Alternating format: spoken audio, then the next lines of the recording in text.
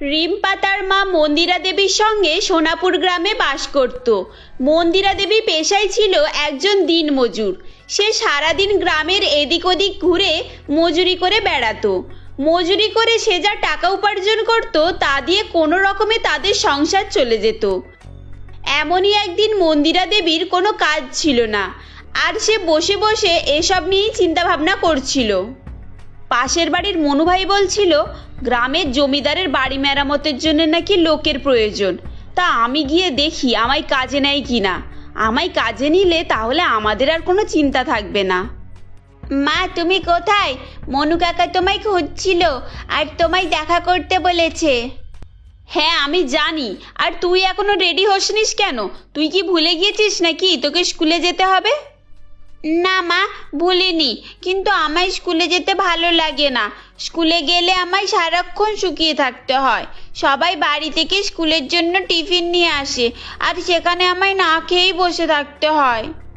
ছোট্ট রিম্পার দুঃখ শুনে মন্দিরা দেবীর চোখে জল চলে আসে। তখন সে তাকে কি বলবে কিছুই খুঁজে পাচ্ছিল না। তুই কাঁদিস না রে মা, তুই তো জানিস আমাদের অবস্থা। বাড়িতে কিছুই নেই, যেটুকু আটা পড়েছিল তা দিয়েই আজ রুটি করেছি। তুই বরং আজ পেট ভরে রুটি খেয়ে যা, তাহলে দেখবি তোর আর খিদে লাগবে না। মন্দিরা দেবীর কথা শুনে রিম্পা চুপ হয়ে যায়। ও মন্দিরা দেবী রিম্পাকে পেট ভরে খাইয়ে স্কুলে রাখতে বেরিয়ে পড়ে। রিম্পা সোনাপুরের একটি নামকরা স্কুলে পড়াশোনা করত, যেখানের অধিকাংশ ছাত্রছাত্রীরাই নামকরা ধনী পরিবার থেকে আসতো। আর তাই তারা টিফিনের নুডলস, চাউমিন, এগরোল, পাস্তা, এমনকি কেউ কেউ বিরিয়ানি নিয়েও আসতো। আর যারা টিফিন নিয়ে আসতো না তারা বড় বড় রেস্টুরেন্টে গিয়ে টিফিন করত। এরপর মন্দিরা দেবী রিম্পাকে স্কুলে রেখে চলে যায়। এভাবেই বেশ কিছুক্ষণ সময় ক্লাসে কেটে যায়। শেষে দুপুর হওয়ায় তাদের টিফিন শুরু হয়।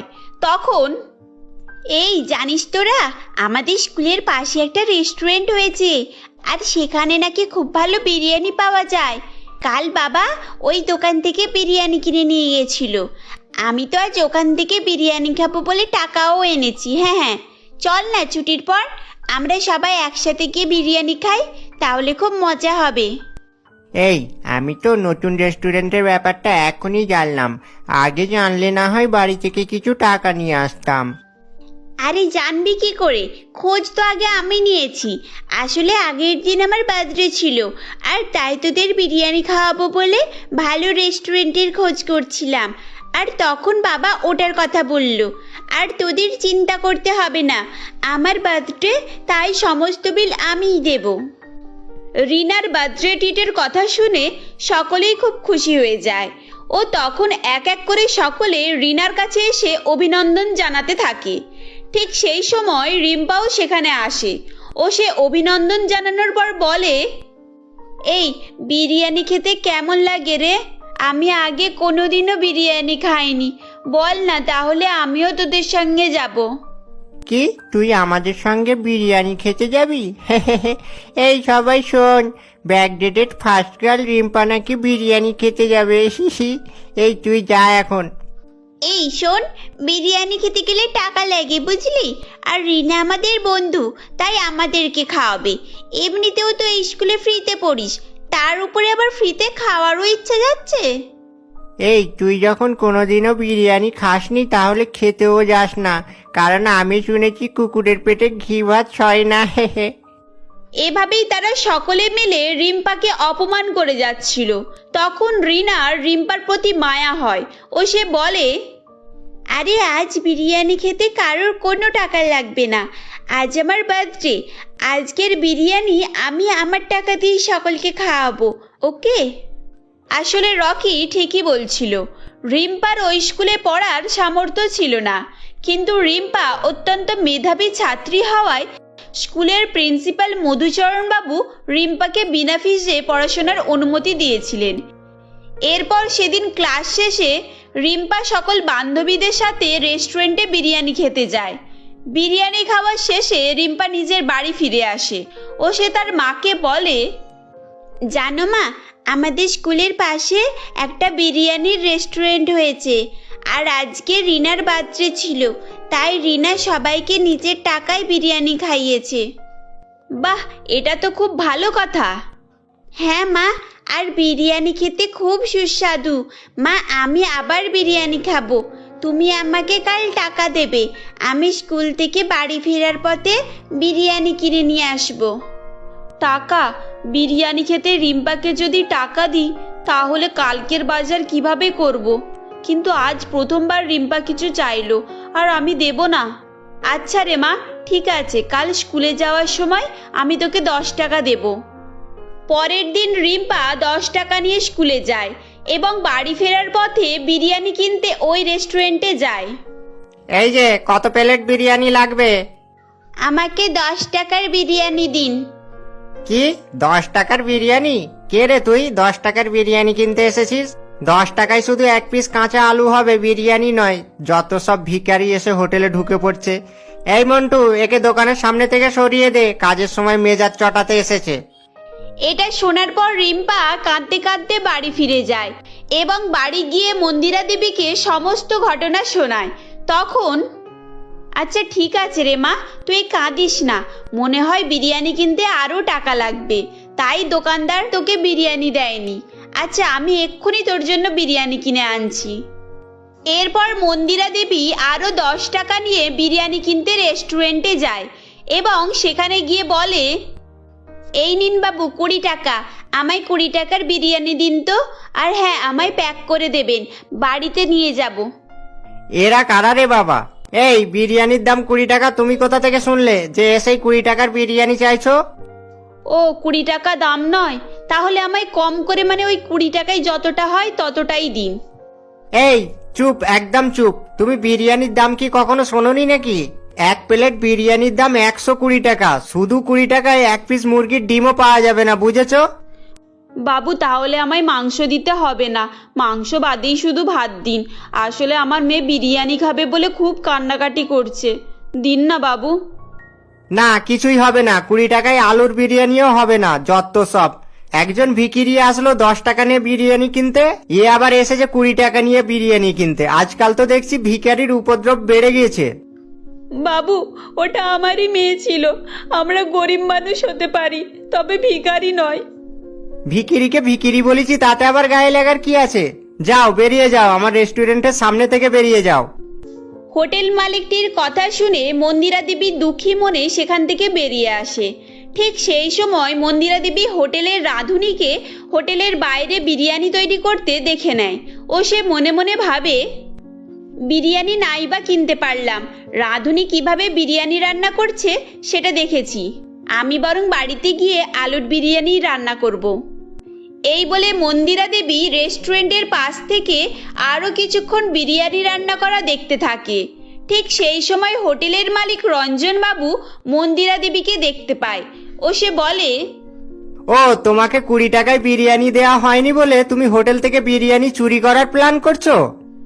না বাবু, আমি চোর নয়, বিরিয়ানি কিভাবে রান্না করে সেটাই দেখছিলাম।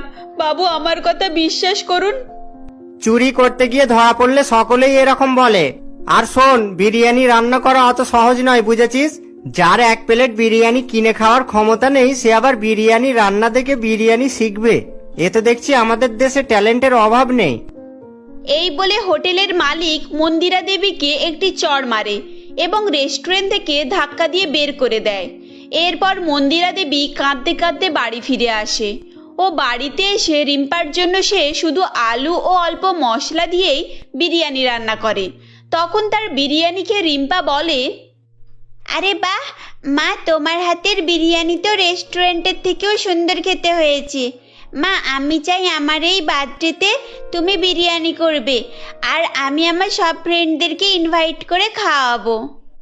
আচ্ছা ঠিক আছে, তোর যখন ইচ্ছা তাহলে তাই হবে। এভাবেই কয়েকদিন কেটে যায়। এমনই একদিন, আজ আমার বার্থডে, তাই আজ ছুটির পর তোরা সবাই ইনভাইটেড আমার বাড়িতে, তাও আমার মায়ের হাতে সুস্বাদু আলুর বিরিয়ানি খাওয়ার জন্য। ছুটির পর সকলে রিম্পার বাড়িতে বিরিয়ানি খেতে যায়। সত্যি আন্টি, তোমার হাতের আলুর বিরিয়ানি অসাধারণ খেতে। আমি তো জাস্ট ভাবতেই পারছি না শুধু আলু দিয়েও এত ভালো বিরিয়ানি তৈরি করা যায়।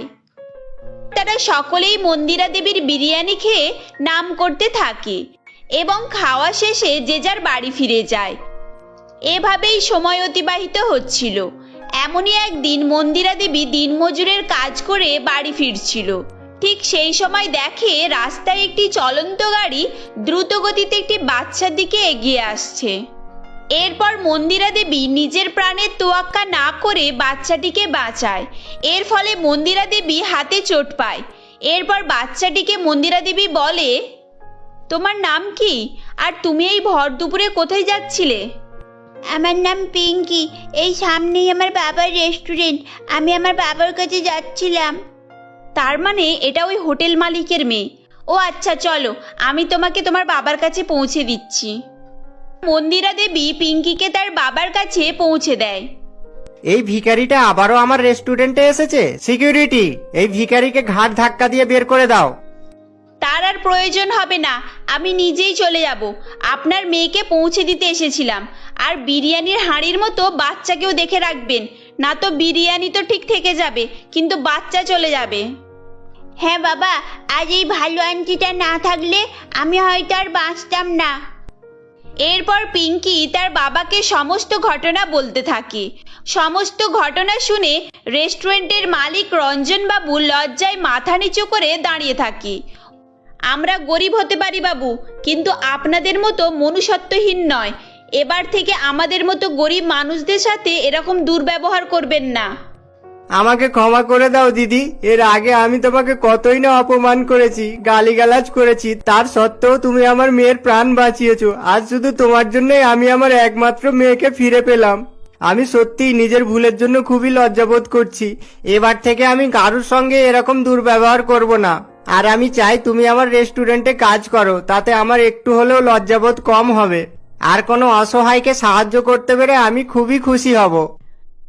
এরপর মন্দিরা দেবী রঞ্জনবাবুর রেস্টুরেন্টে কাজ করতে শুরু করে, যার ফলে তাদের আর্থিক অবস্থায় সচ্ছলতা আসে এবং তারা হাসি খুশিভাবে জীবনযাপন করতে থাকে। বন্ধুরা, আজকের আমাদের গল্প তোমাদের কেমন লাগলো কমেন্ট করে জানাবে। গল্পটি ভালো লাগলে লাইক করো, ও তোমরা যদি আমাদের চ্যানেলে নতুন হও তাহলে অবশ্যই চ্যানেলটি সাবস্ক্রাইব করো। ধন্যবাদ।